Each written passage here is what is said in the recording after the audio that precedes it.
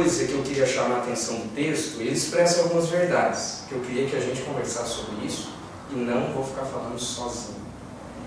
A primeira que me chama a atenção é o próprio versículo 24, que você imagina o próprio Deus, Jesus, mas você imagina o próprio Deus hoje. Você vai orar para Deus agora, com uma causa muito que você colocou os pedidos de oração aqui, alguns colocaram. Você quer falar com Deus, você quer se encontrar com Deus, você tem um pedido de oração.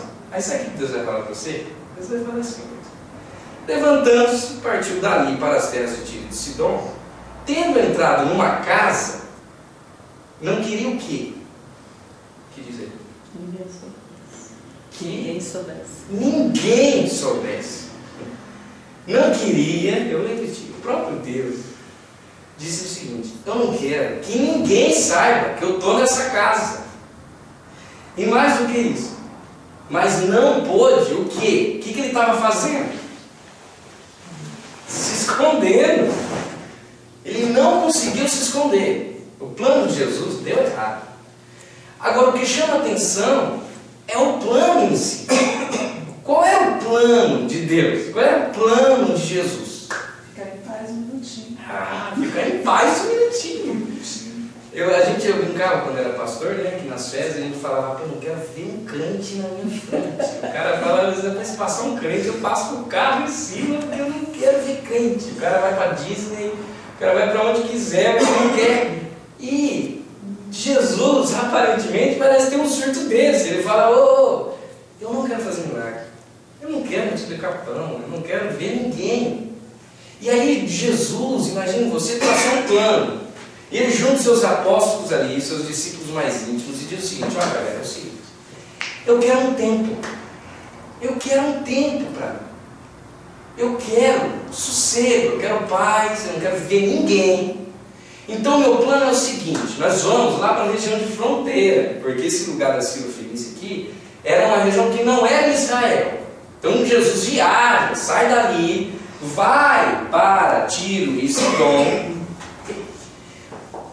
Então há níveis de isolamento aí, há níveis nesse plano. O primeiro plano é: eu vou sair de Israel, que era onde o ministério de Jesus acontecia.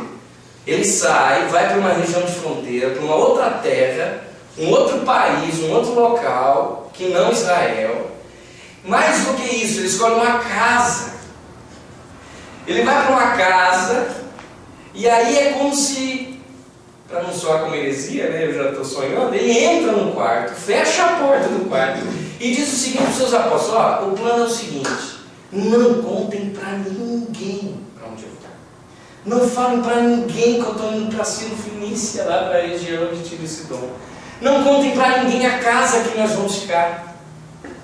E eu vou entrar no quarto. E o meu plano, eu só preciso que vocês entendam isso. Eu preciso ficar sozinho. Eu quero me esconder. E aí, o que isso chama a sua atenção? E aí, eu vou dando umas ajudinhas assim. Será que há momentos que Deus aparentemente se esconde da gente? O que vocês acham? Aparentemente? Acho que foi Jesus homem que se escondeu. Jesus homem. Porque o plano. Exatamente. O problema é porque a mulher estava lá para Jesus. Exatamente. Jesus demonstra o seu lado humano mesmo. E aí já há um ensinamento. Todo humano precisa de um tempo. Até o próprio Deus encarnado. Você é papo de Não, sim.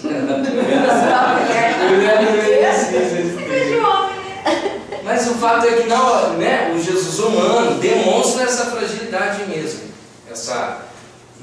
Precisa desse tempo.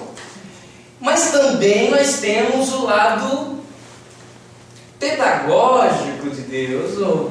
Aí tem também momentos em que Deus aparentemente não se mostra. Há fases espirituais que a gente passa de silêncio de Deus. Essa é uma outra coisa que eu achei bacana nisso. Ninguém foge do seu destino. Você pode tentar fazer o que você quiser. Ele, como diz Jesus homem, né? Tentou se esconder, mas ele não foge. Nem ele pôde fugir daquilo que era dele. Ficou esotérico, assim. Ninguém pode fugir daquilo. Coisa assim, foge do seu destino. É, tinha uma pessoa, parece assim, só faltou fazer e começar a cantar um mantra. Ninguém foge daquilo que é o seu. É verdade. Então aí que tá, nas entrelinhas tem. É isso que eu quero que vocês façam. O que a gente vai lendo dessa fuga, né? Desse Jesus humano, que tem o seu lado humano, mas também tem o seu lado divino. É um Deus que se oculta, é um Deus que se coloca uma cortina em alguns momentos, que não foge à sua missão, né? Ao seu papel de Deus de um encontro com uma necessidade humana. Mas o primeiro nível para a gente conversar é esse ocultamento de Deus. Há um ocultamento. Há um silêncio. Não te dá uma ideia também de solitude? Quietude? Quietude. Deixa quieto que eu preciso de um... Sim. Sempre, todas as vezes em forma de expressão, mas que eu vejo várias situações assim de Jesus com multidão, ele sempre depois ele saía da multidão e ele ficava meio sozinho, meio quieto, como assim uma recarga de bateria, que eu acho que é um sinal também para nós humanos que se Jesus fazia, tinha esse não ativismo, quer dizer, você equilibrar essa disciplina, nós temos que fazer isso para não ir na galopeira, né? Sim. O não ativismo. Engraçado, foi a primeira coisa que eu pensei. Eu cheguei a talvez por causa da celebração da disciplina na minha cabeça. Sabe? O que mais? O que vocês acham? E esse silêncio, esse ocultamento de Deus em relação a nós? Como nós lidamos com esses silêncios de Deus? Por rebeldia, porque a gente quer ser ouvido. A gente não consegue lidar porque a gente quer ser ouvido. A gente quer ser ouvido. E eu sei que às vezes eu tenho que se passar. Quando tinha 19 anos, eu perdi minha filha. E assim, foi no momento do parto e tal. E era um hospital, né, adventista, as pessoas tinham. E a pessoa chegou para mim e falou assim: eu ainda não tinha feito a cesárea, pede, porque se você pedir para Deus, a sua filha ainda pode nascer, pede para Deus com força. Eu falei, gente, mas se isso aconteceu, tem que se entender que de repente é por alguma razão. Mas é aquela coisa, a gente nunca, a minha vontade era pedir e queria na hora. A gente nunca quer entender quando a gente é tirado, quando a gente pede e não acontece. É uma revolta humana, e nenhum ser humano vai entender em todo momento isso. Então, Deus não se oculta. Hoje eu entendo as coisas, por que elas aconteceram, eu consigo entender o que a gente fala que Deus quer certo por linha torta, mas não é linha torta. Torto porque não é o que a gente quer. Mas hoje eu consigo ver as coisas de um modo bem mais diferente do que com 19 anos. E, assim, ele sabia o que estava sendo feito. Então, assim, eu poderia querer com toda a vontade do mundo. A melhor coisa do mundo seria ter de volta. Mas as consequências disso hoje, tendo passado, eu estou com 34 anos agora, seria uma coisa assim, hoje, sendo como deveria ser, sendo na situação que deveria ser e passando as coisas que aconteceram, ele sabia exatamente o que fez e foi uma aceitação. Mas na hora não é fácil. Então a gente achar, Deus não me ouviu, deixa acontecer isso comigo, Deus não me ouve. Eu acho que a primeira relação nossa com esse ocultamento de Deus é essa. É achar que Deus está de fato ausente. Quer dizer, né? E nós sabemos que aí é preciso um nível a mais. Quer dizer, será que eu acredito que Deus de fato saiu, sumiu, está ausente? Ou eu compreendo esse silêncio de Deus? Quer dizer, como é que essa minha relação se dá com as ausências de Deus? A questão é que muitas vezes eu acredito porque eu decido acreditar que Ele está ali. Tem níveis de fé que eu tenho uma consciência de que mesmo ausente, ele está presente. É um paradoxo, é uma loucura. Mas você acha que isso é ruim? Não, não é ruim, mas é preciso aprender. Porque às vezes ele realmente está indisponível. Mesmo estando presente, ele não te abandonou, ele não está triste, você não está em pecado, porque o primeiro movimento humano, né, uma necessidade bem humana, quer dizer, é a gente tentar fazer as leituras do porquê do silêncio dele. Quer dizer, esse Deus me abandonou, esse Deus... Aí você já começa a se procurar, né? Não, mas eu fiz alguma coisa, tem alguma coisa errada comigo, eu preciso achar. E isso, não aprender com isso, nos leva a um outro momento, que o muito, como é que eu vou colocar? No nosso tempo, nessa fase religiosa que a gente encontra por aí, no muito despejar de Deus. Esse Deus está muito disponível agora. Sabe? O tempo todo. Por exemplo, eu já falei que o meu maior programa predileto é assistir e ouvir programas evangélicos nas rádios TV. Aí eu estava na rádio, esperando a graça sair do fórum, e aí, por exemplo, né, aí o pastor falando assim, aí o cara ligava, tal, pastor, tal, né, contava a vida dele, a necessidade, o pastor, não, então eu quero você vai se encontrar comigo hoje, na noite do milagre. O teu milagre tem um encontro marcado com você, hoje às 19 horas, na rua tal. Gente, isso é a maior maluquice. Aonde que se pode agendar um milagre, marcar o horário do milagre, o endereço do milagre? Milagre é milagre. Você percebe? Mas olha como que a nossa sociedade, vamos dizer, nós estamos acostumados a isso. É o Deus prateleira, né? É o Deus prateleira, eu preciso dele, nossa... Eu estou um pouco deprê, eu vou lá no culto das 15, vou dar uma animadinha no meu alto astral, né?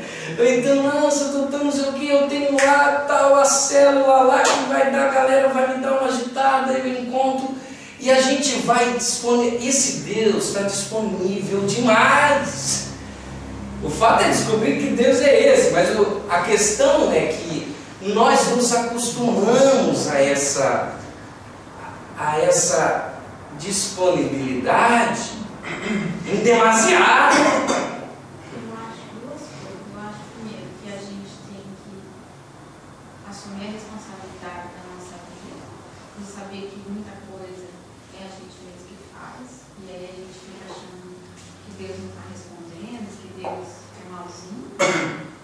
E a segunda coisa é a gente parar de achar que Deus é um mordomo que vai fazer tudo na nossa mão quando a gente pedir, né? E confiar, porque a fé não é aquilo que você está tocando, é aquilo que você não está vendo, não está sentindo. Tem um perigo disso aí, né? Que é a gente começar a achar justificativa, né? Inventar um monte de coisa, é por isso, pecado, é macumba, Ou então tem umas coisas assim, isso eu já ouvi muito assim em igreja, muita infantilidade no relacionamento com Deus, né? Estou precisando de um trabalho, estou desempregado, aí aparece, será que é vontade de Deus? Meu amigo, leva o currículo, vai, faz, sabe? Se for, vai ser, se não for, não vai ser. Então, fica espiritualizando, fica complicando, né? Tira a rotina da tua vida. Não, vai, respira, faz, vai, volta, né? Um dinamismo mais normal. E tirar o Deus sempre desse processo, assim, né? Está desempregado, vai ficar, será que dá vontade? Tem o seu papel, né? Em nada, gente, eu não estou tirando, né? Nós não estamos tirando a espiritualidade da questão. A questão é você lidar e saber e ter uma maturidade espiritual para lidar com esse tempo que acontece e que vai chegar. E que se não chegou, não tem algo normal nesse processo, como a gente está colocando. Um Deus que está disponível o tempo todo, e eu entendo, gente. Eu preciso ter muito cuidado com o que eu estou falando, porque eu quero que vocês entendam. É óbvio que Deus está disponível. Eu acho que não está disponível. Eu acho que Deus não está te atendendo naquilo que você quer o tempo todo. Sim. Um ponto que eu acho importante, assim, que é uma linha que eu acredito que o Ricardo Gondim ele defende essa tese, que o Deus ele se relaciona com o homem a partir não dos atributos divinos, mas dos atributos humanos. Então ele fala que Deus se esvazia do ser Deus, o Todo-Poderoso, Onisciente, Onipresente, mas é como ele se apresenta como Jesus. Então, por exemplo, eu gosto de ver um Jesus mais humano. E a igreja evangélica hoje, ela gosta de ver o Jesus Todo-Poderoso, o que vem com o exército para destruir tudo. E eu já vejo um Jesus desse. Por quê? Quando Jesus está lá na cruz e ele está para morrer, o que ele fala? Pai, por que o Senhor me desamparou? Então, até no momento de cruz, ele se vê vazio e longe do Pai. E ali está em silêncio. Então, e ali Deus, na realidade, está com ele, mas ele é humano. Então eu gosto de ver Jesus o Nazareno, não Jesus Cristo, porque esse termo Cristo é o Salvador. Então eu gosto muito mais do Jesus de Nazaré, que é de carne e osso, que é esse cara que se ausenta, é o cara que chora para Deus na hora da cruz, né? O cara que está esvaziado. E até a teologia ela tem esse ponto, até que ponto Jesus é Deus, Jesus é homem, ele aí fala, ele é 100% homem, 100% Deus, é isso. Então não tem uma matemática específica, mas o relacionamento dele na terra, eu acredito que Jesus só homem. Aqueles milagres que ele operou foi a partir da graça do Pai. Por isso que ele falava, ó, o poder não é meu, está com o meu Pai, só que o poder dele está em mim. Nós somos um, só que na terra ele era homem. Então essa é a questão. Quando você começa a enxergar Jesus como homem, aí você se identifica. Você fala, puxa, realmente esse Jesus, mesmo ele sendo Deus encarnado, mas ele era um homem, então ele estava sentindo dores, ele sentiu vazio, ele sentiu vontade de se ausentar, de se esconder, e Deus nunca deixou de ser Deus por isso, né? Então eu gosto muito, quem quiser ler sobre isso, vocês podem buscar no Carbondinho, ele trabalha muito essa tese. Claro que aqueles que gostam da vontade de Deus, por exemplo, né? Eu quero saber qual é a vontade.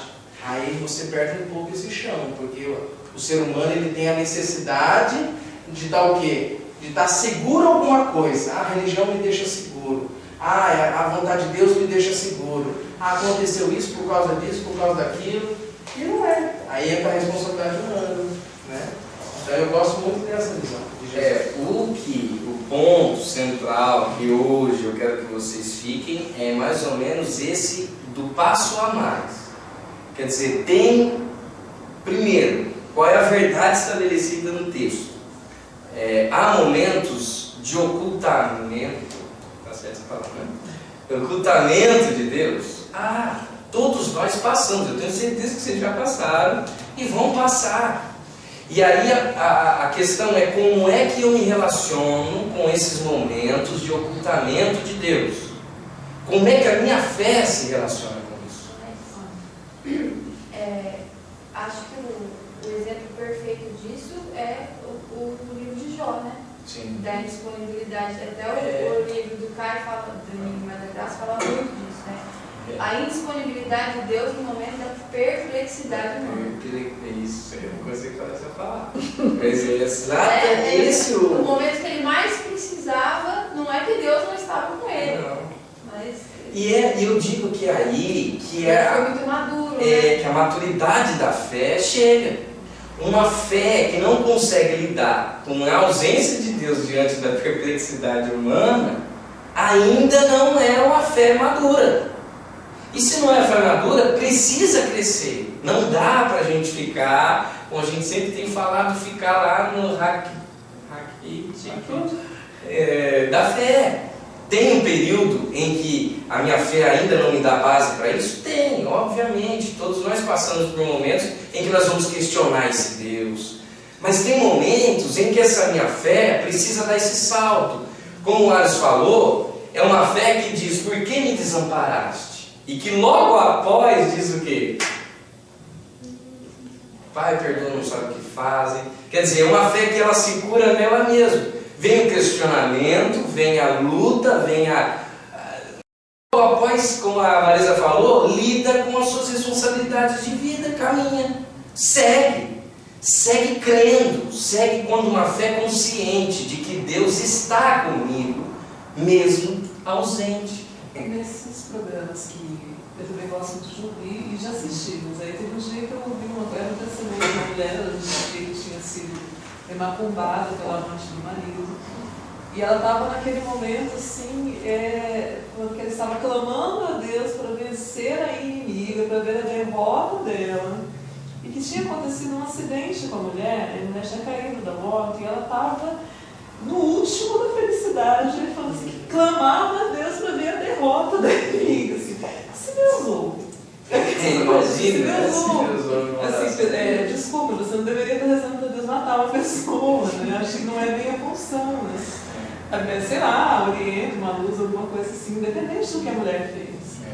Né? Não precisa amar, não precisa chegar lá e cobrir a mulher de beijinho, mas pedir para matar não é isso. Então, assim, se Deus tem como ouvir, não ouve. E ela, assim,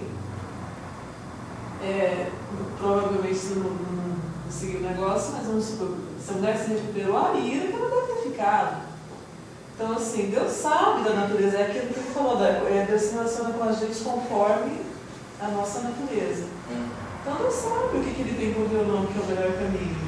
No entendimento dela, matar a mulher seria a vitória sobre os inimigos. Não interessa que é o irmão. Então, eu vejo assim, cara, experiência disso, eu acho que a gente está sempre errado. Com certeza. Faz seu jeito, nunca está certo. Nunca. E esses momentos que você está falando da presença ausente, então acho que na verdade não é ausência. Não é ausência? Não quero fazer. Não vou fazer. E como é que a gente lida com isso? A gente não sabe lidar. Se for até mesmo Jesus, ele usou, eu acho, o extremo disso que você está falando, o extremo seria no momento de morte, né? Eu acho que esse é o extremo dele. Sim. Não sei se teria outro. Então Jesus passou por esse extremo. E se Jesus ouve ele falou, o que você quer? O analgésico? Você não quer sentir dor? Você quer que para tudo agora o plano então? Então até naquele momento, quando ele falou isso, falou como homem e estava errado que eu estava. Deus é homem, mas nessa parte o homem ele fala, olha, por que nos desamparar? Não é que desamparar, você quer o quê? Para o plano agora? Para tudo? Não ia existir graça. A gente já está fazendo o que nem está conversando aqui. Sabe? Mas aí é ótimo que você falou, que me leva à segunda dimensão desse universo. A primeira é entender que há mistérios, né? Como a gente está tentando pontuar, mas a grande verdade é que não dá para se pontuar. Como você falou, há vezes que Deus não responde. Há Deus que Deus não dá para a gente falar, não, mas é porque Ele queria me ensinar isso aqui. Lógico que a gente entende que há, né? Mas há mistérios que a gente não vai conseguir. Né? Tem exemplos lá do próprio Paulo, lá do espinho na carne, não tiro. Minha graça te basta, segura a onda. Mas ele ainda responde. Mas eu estou ainda lidando com o Deus que sumiu. Eu não estou nem lidando com o Deus da negativa, que diz não. Eu ainda estou falando desse Deus que se oculta. Com essa ausência, que não é ausência, mas esse Deus que eu não acho, que não está disponível, que não está aparentemente, né? Cuidado com as palavras. Em música existe, em partitura, uns tracinhos que chamam de pausa. Pausa é música, é a ausência de som. Eu preciso da pausa para... A música existe, entende? Então é a pausa de Deus, mas existe a música. Exatamente. Bom, primeiro a gente lidou com esse ocultamento de Deus. E aí a gente entende que para lidar com o ocultamento de Deus, eu preciso de uma fé madura. De uma fé que transcende esse momento. De uma fé que eu decido crer, mesmo Ele não estando ali presente, nem disponível. Né? Essa fé tem que caminhar para isso. Agora, segundo, que tem muito a ver com isso que você falou, dentro dessa minha humanidade equivocada, e que quase sempre eu vou errar, eu diria que tem... Aí eu chamo de graça. Eu acho que a melhor definição da graça de Deus é isso. Que a graça de Deus lida o tempo todo com os meus equívocos, com as minhas bobagens, com as minhas atrapalhadas. Isso que é graça de Deus. E aí que vem a segunda dimensão. Porque havia uma ordem expressa de Jesus. Não me incomodem. não atendo ninguém. E se a gente viajar e entender que isso era uma ordem de Deus, o que essa mulher faz com essa ordem de Deus? Não faz. Ela não dá a mínima. Ela ignora. Ela não respeita. Ela não tem trejeitos. Ela não é educada. Ela não tem teologia, não tem doutrina. Essa é uma fé que transcende qualquer nível de enquadramento desse Deus. Porque a ordem natural das coisas nesse momento, ela não incomoda. Essa mulher busca a Deus e aí é como se os apóstolos diriam: ó, minha filha, não dá, tá? A prioridade dele é com o uso da casa de Israel. Ele veio de férias aqui, nós estamos aqui na Disney, estamos aqui de férias, a gente vem passear. O homem está deitado, dormindo, descansando, não vai te atender, não é para te atender. E a mulher começa a gritar, e aí o texto diz que essa mulher ouve a respeito desse Jesus. E aí tem a ver com essa outra dimensão do que é muito humano, mas que eu diria que também cabe e que é imprescindível nessa nossa relação com Deus. Que é, de fato, uma necessidade desesperada humana. Como a Gra colocou, não é um capricho. É um Deus que não está disponível para caprichos, mas que está disponível para uma necessidade desesperada humana. Uma necessidade extremamente real. E aí a gente poderia, se eu fosse na época de Assembleia de Deus, dar um tema para essa mensagem, em 3 pontos, introdução e conclusão, eu diria que o que Deus não resiste. Ou que fé Deus não se oculta, ou como tirar Deus do seu ocultamento. Teria muitos temas para a gente responder isso. Qual é o tipo de fé, ou o que é que Deus não consegue resistir? O que pode ultrapassar uma ordem divina? Escancarar a porta, chutar a porta e dizer: meu amigo, acorda. Vai me desculpar, mas a minha necessidade é tão latente que não vai dar para você descansar. Acabei com as suas férias. Você está entendendo a audácia desse processo? E aí entra essa fé, uma fé que eu até coloquei aqui, e aí li alguma coisa do Caio a respeito, mas é muito inteligente, muito difícil. Eu coloquei aqui para a gente discutir juntos, porque não vai dar para eu entender tudo isso.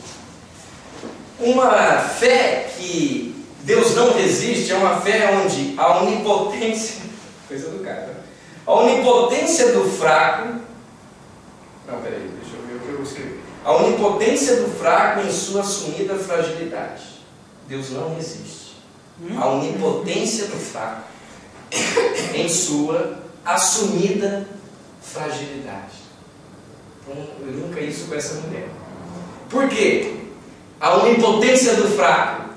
Uma fé que Deus, lá em Mateus, se surpreende. Jesus se dá ao luxo. Pouquíssimas vezes Deus se surpreende. E essa foi uma das vezes que Jesus diz: oh, que fé é essa? Jesus se dá ao luxo de dizer: meu Deus, e tirando isso, onde foi do centurião romano, que ele diz: olha, nunca vi tamanha fé em Israel. E Deus, e Jesus nesse momento dessa fé dessa mulher, ele se assusta e diz: pode ir, tua filha está curada. Olha, tamanha é a tua fé.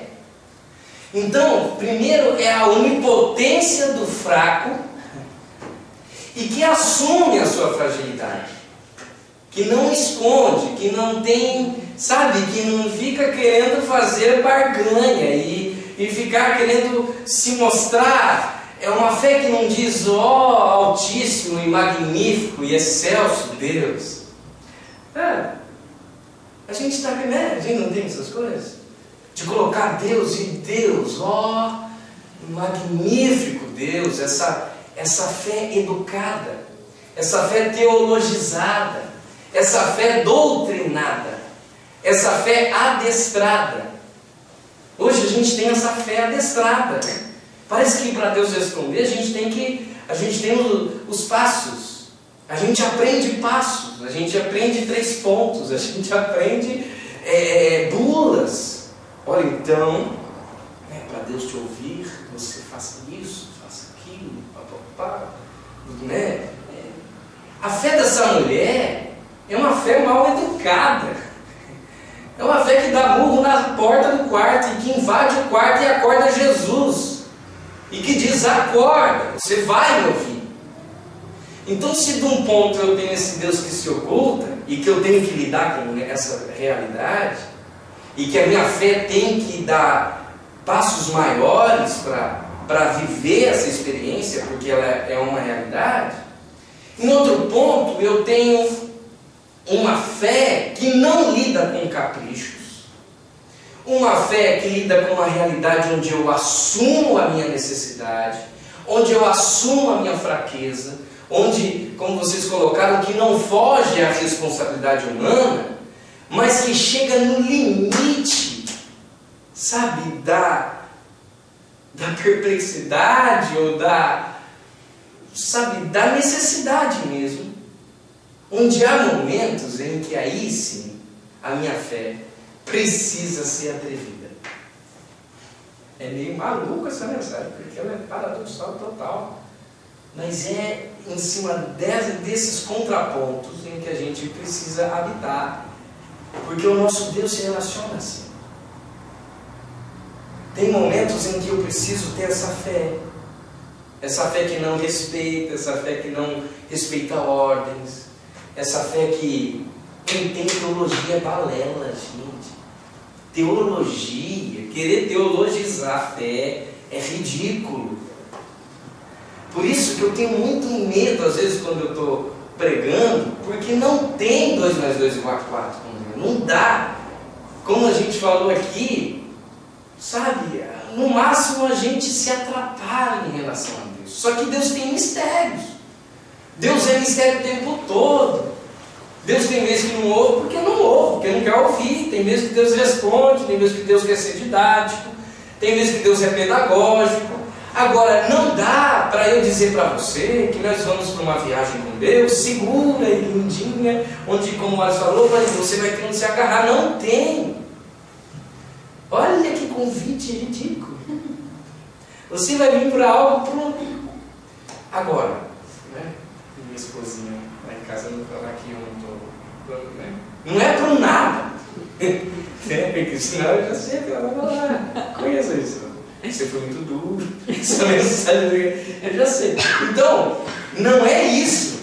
É óbvio que, na verdade, essa rocha que a gente vai encontrar, e eu já dei o exemplo do Indiana Jones, mas eu tenho que mudar, porque não sei se é a melhor, né? Aquela do cara quando ele se lança ao nada e o zoom vai segurando os passos dele, e você não consegue ver caminho até outro ponto. Aí o Indiana Jones vai e se joga, e quando ele se joga tem uma mão invisível que pega e ele vai dando passos nesse invisível até chegar do outro lado. Eu já dei exemplo que fé é quase isso. Então a gente não tem muitas vezes o que eu estou querendo dizer é que a nossa fé precisa lidar com esses absurdos de Deus. E nesse momento foi esse tipo de fé que moveu, mas pode não ser. Pode não ser. Mas aí o ensinamento de hoje que fica é que primeiro eu preciso lidar com o ocultamento de Deus. A minha fé, como o Paulo teve que lidar lá, me basta. A minha fé nesse Deus tem que lidar sim com esse ocultamento, com esse silêncio. Senão, como a Gra coloca, é criança mimada. Criança que quer capricho, que fica, ó Deus, como meu Deus, eu já participei de uma igreja que se orava para emagrecer. Você já entendeu? Caprichos, um Deus quer lidar, e eu não estou dizendo que Deus não faça isso. O que eu estou dizendo é que essa fé que nós estamos lidando, que precisa adentrar, se atrever, se ousar, lida com uma necessidade maluca, uma necessidade de uma filha endemoniada em casa. de uma filha lunática, de uma filha doente. Essa mãe arrebenta a porta do quarto de Jesus, como quem diz, eu não fico mais um dia com essa menina desse estado. Você está aqui, eu quero. Essa mulher que fala, me chama a atenção, essa mulher era grega. O que ele quis dizer com isso? Assim, alguma característica? Corrindo judeus, né, na época. Hã? Na época só judeus, cara. Fala que, pelo menos eu entendo, a Miriam acho que ia falar também, que nunca frequentou a escola dominical, não conhece igreja, não conhece. Eu acho que é o ponto de dizer que é essa fé mesmo, como o centurião romano. Crua. É uma fé que não é adestrada. Eu acho que a palavra é essa, porque a fé do judeu, ele tem por que crer. E mais do que isso, quando a resposta, o diálogo de Jesus, que é o segundo ponto aqui, o atrevimento dessa fé associado com a capacidade de dialogar com Deus em sinceridade, que tem a ver com esse diálogo. Por quê? Porque no diálogo, Jesus usa de um ditado da época. Jesus não está sendo ignorante com a mulher. Havia um ditado que dizia, olha, não é bom lançar o pão dos filhos aos cachorrinhos e tal. Era um ditado que Jesus usa. E a mulher diz o quê? Olha, mas até da migalha que cai da mesa dos filhos. E aí denota essa questão, essa relação do judeu com o grego. Quer dizer, o judeu tinha a fartura na mesa. E ao mesmo tempo em que tem a fartura, e que é mais ou menos isso que a gente falou, quando a gente tem essa disponibilidade o tempo todo, a gente não lida com a migalha do chão. A migalha do chão, quer dizer, eu não sei lidar com o não ter, que é o ocultamento de Deus. Quer dizer, a gente que tem muito, quer dizer, quando você tem muito em casa, e aí até no estudo do Caio, o Caio fala, olha, vai ver se tem comida no chão de uma casa pobre. Não cai, porque você tem que comer ali um pouquinho de arroz e amanhã não tem. Vai na casa do rico, quando a criança está comendo, cai tudo no chão. E o Caio usa esse exemplo, e ele diz, olha, quando você tem em abundância, cai no chão, o pai vai lá limpar, um monte de arroz e tal. Na casa do pobre, do bebê pobre lá da casa pobre, meu filho não cai, porque é pouquinho. Então a resposta dessa mulher é, mas até da migalha aqui o cachorro tem direito. E é aí que Jesus se espanta e atende a mulher como quem diz, olha, agora essa fé me tocou.